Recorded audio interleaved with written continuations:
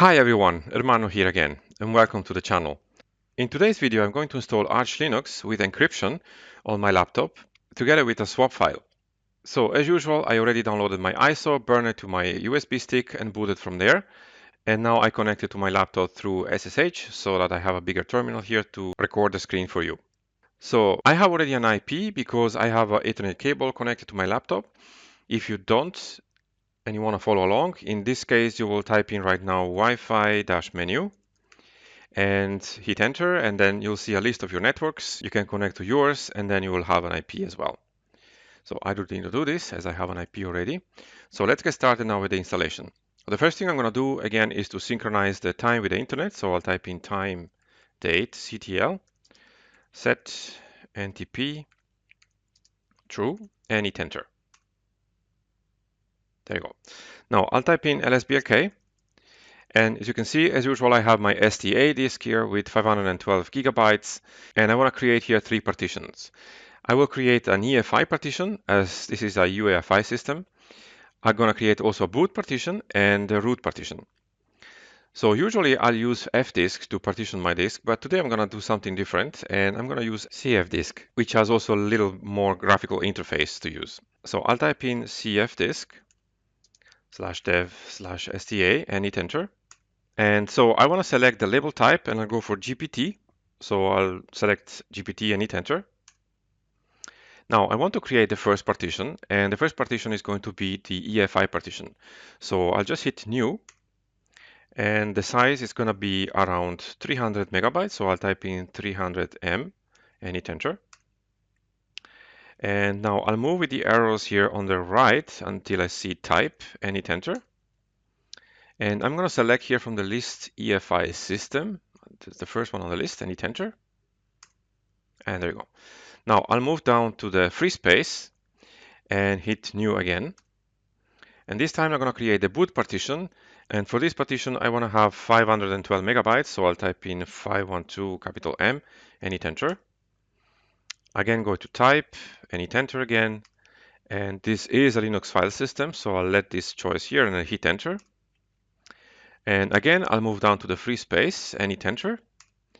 And for the partition size, I'll accept the default because I want the root partition to be the rest of the disk. And so I'll just hit enter here. And the type is already Linux file system, so I'm good with that. And then I'll move to the right and I hit write. And are you sure you want to write the partition table to the disk? Yes, and hit enter. And now we are done, so we'll go to quit and hit enter. And I'll clean up the terminal. And if I pull up again lsblk, you'll see we have our 3 partitions there. So now we can proceed, and the next step will be to actually install some modules. The first one is going to be the dm-crypt module, which we need to load in the memory. So we'll type in modprobe space dm-crypt and hit enter. And we'll need to load also the dm.mod. So I pull up the same command by hitting the up arrow, and instead of crypt here, I'll type in mod and hit enter. There you go. So now we are ready to set up the encryption. So to do this, I'm going to use the LUKS format with a 512 SHA signature.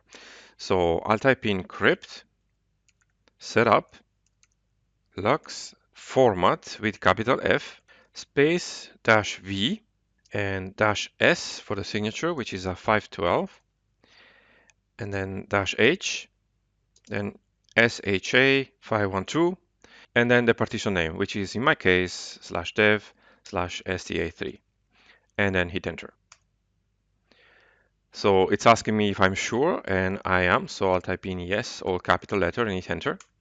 And now I'm asked to select a passphrase, so I'll type in 1 and hit enter, and I'll type in again to verify. Take a moment, and there you go.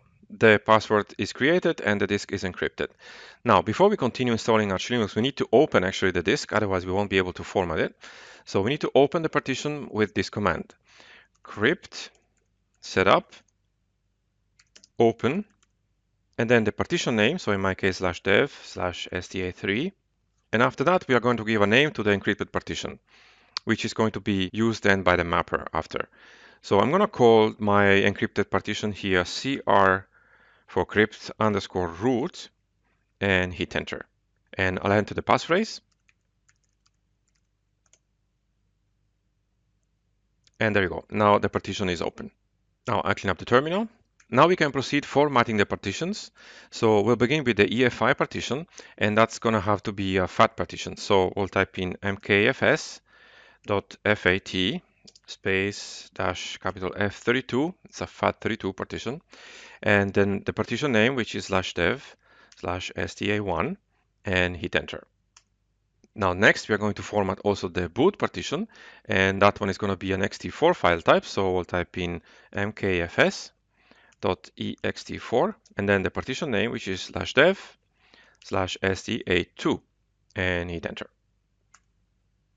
There you go. I clean up the terminal again, and now we can format also the encrypted partition. For that we need to use the mapper name we gave to the partition before. So it's going to be anywhere an ext4 partition. So I'll type in mkfs.ext4 space and then /dev/mapper/ the partition name. In my case, it was cr_root. You'll have to change this accordingly. And then hit enter. And there you go.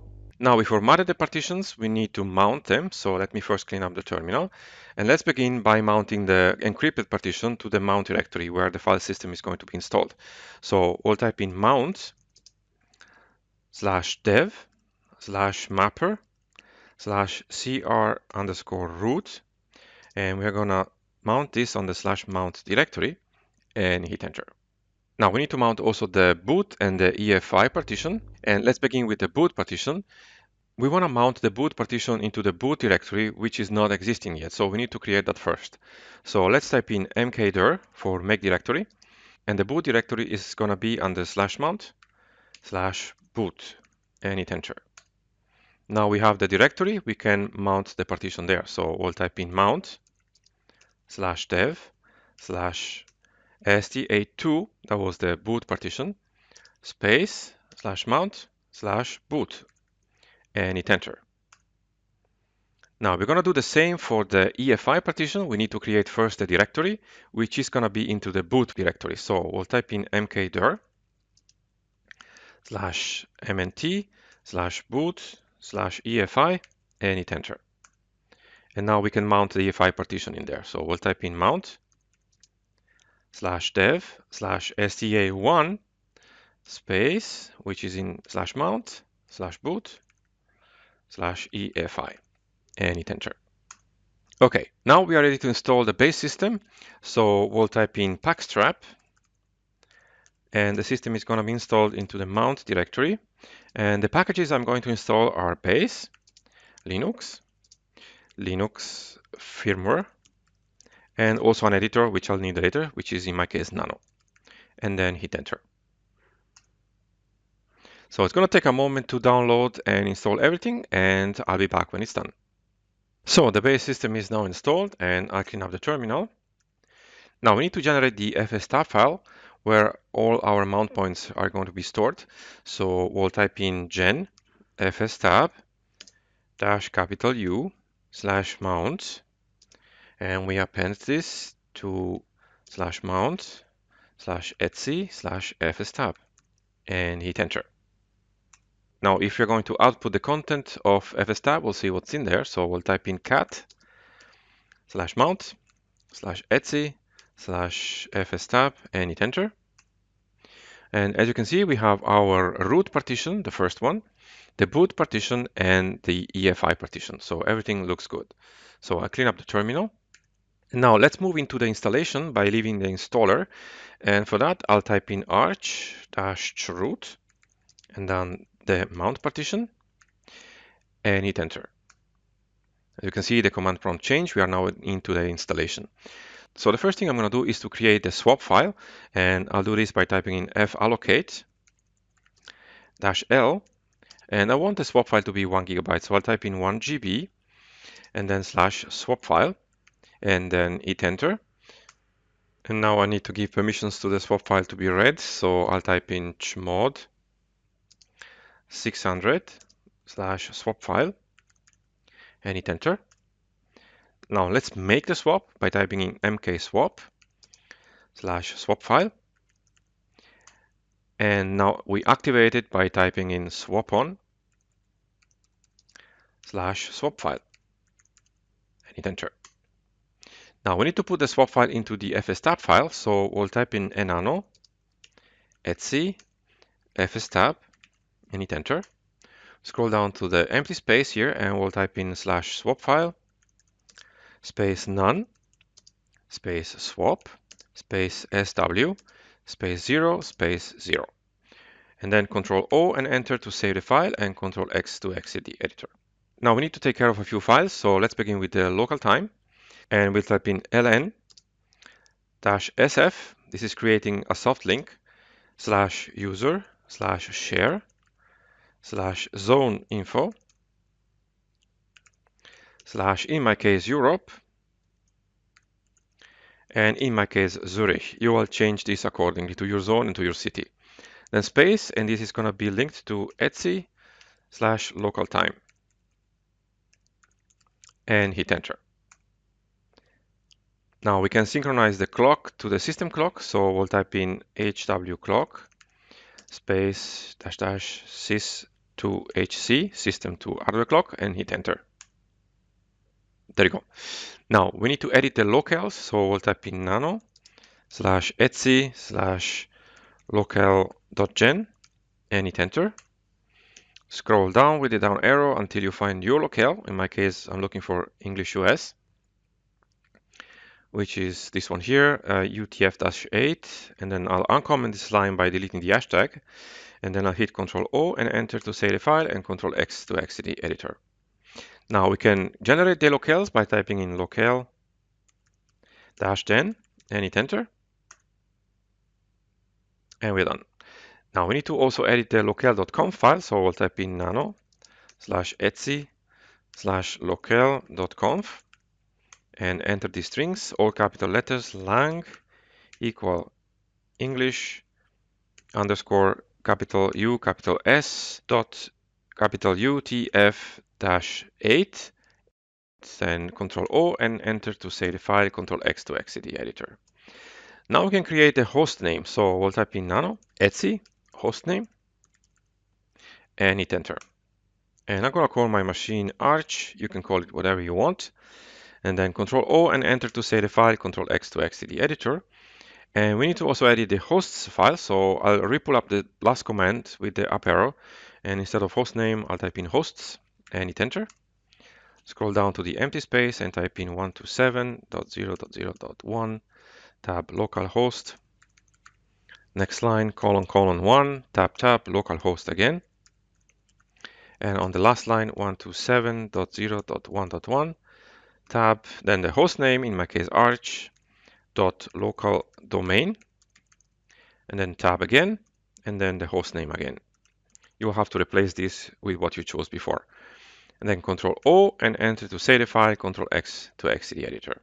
Now I can generate the password for the root user in this installation, so I'll type in passwd and hit enter and select a new password and retype it. There you go. So now we need to install a few packages, and those are going to be our bootloader and some networking packages as well. So I'll type in pacman-S. So the first one is grub, our bootloader. And because this is a UEFI system, I need also the EFI boot mgr package. And then we have some networking tools. So we have network manager. We have network-manager-applet. We have wireless_tools. We have WPA_supplicant. We have dialog. We have OS-prober.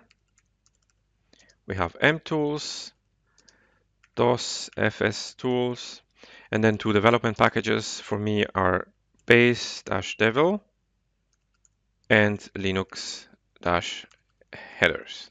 And when you're ready, just hit enter. Accept the default by hitting enter, and accept the installation by hitting enter.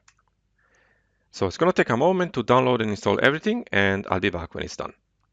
So there you go, the packages are installed, so I clean up the system. Now, because we have an encrypted partition, we need to configure grub for that. So let's type in nano /etc/default/grub and hit enter. Now we need to scroll down to the 5th line here where it says grub command line Linux, and we're going to enter some options here for the encryption. So we are going to type in crypt device equal /dev/sta3, that's the partition name, and then colon the mapper name, which in my case was cr_root. And then when you're ready, just hit Ctrl O and enter to save the file and Ctrl X to exit the editor. Now the next step, because this is an encrypted partition, we need to also configure the mkinit cpio conf file. So we'll type in nano /etc/mkinit cpio.conf and hit enter. We need to scroll down to the hooks sections here, and where we see the uncommented line hooks, we'll just go in here, and after block we will put in here a space and type encrypt, and make sure there is a space after that as well. So then again, Control O and enter to save the file and Control X to exit the editor.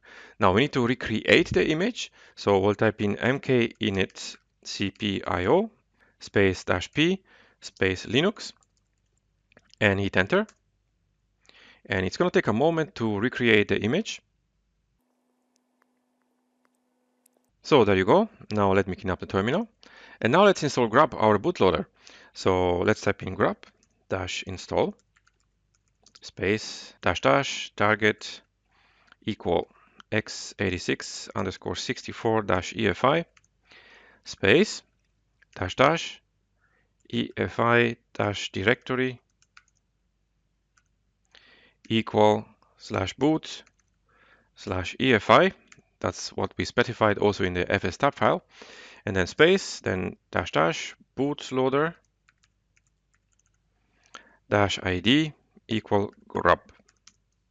And when you're ready, you'll just hit enter. There you go, no error reported. Now we need to create the configuration file for grub, so we'll type in grub -mkconfig -o /boot/grub/grub.cfg and hit enter. And there you go. Now, before I reboot the system, I want to also create a new user. So I'll type in user add -m -G for the group. And that's going to be the wheel group. Has to do with the sudos. We'll configure this later. And the username is my name, so Hermano, and hit enter. Now I give also Hermano a password. So I'll type in passwd and then the username and hit enter and enter a new password. There you go. Now I'll clean up the terminal and let's give Hermano sudo powers. We'll do this by typing in editor equal nano and then by sudo and hit enter.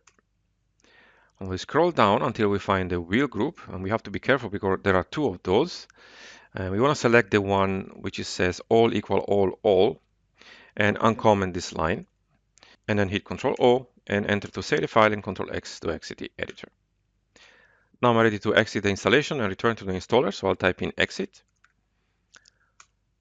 And I need to now unmount all the partitions, so I'll type in unmount -a. Target is busy, it's fine. So now we can type in reboot, and if everything went well, we will be greeted by the grub bootloader. And once you hit enter to start the system, you will be asked for the password of the encrypted partition. So I have to disconnect from SSH here, and I'll reconnect again once I'm logged into the system. So there you go, the installation was successful. I saw the grub bootloader, and I was asked for the password of my encrypted partition, and then I logged in with my username. Now we have just a few steps to complete. The first one is to activate internet. So in my case, because now I'm using a user and not anymore the root, I'm typing in sudo systemctl start network manager with capital N and capital M and hit enter. And I enter my password And there you go. Clean up the terminal. Now I'm set with an IP, and we can check that later because I have an Ethernet connection. But if you have a Wi-Fi connection, now you will type in NMTUI, and when you hit enter, you will be asked to select your network, and then you can enter your password, and you will be connected to the internet again. Now, if you did that and we check our IP by typing in IP space A, we'll see we have an IP there. Mine is NMID60. So we are set to go. So the last step we need to do now is to enable Network Manager so that the next time the system boots up, we'll have internet automatically. So to do this, we'll type in sudo systemctl enable Network Manager and hit enter. And voila. So that's it. We installed Arch Linux with encryption. I hope you enjoyed it. And if you want to see more, make sure you like the video by clicking the like button below and subscribe to the channel if you want to be notified of future videos. Subscriptions really helps us out, guys. And if there is anything specific you want me to cover or you have any questions, please let me know in the comments below. Thanks for watching and see you in the next one.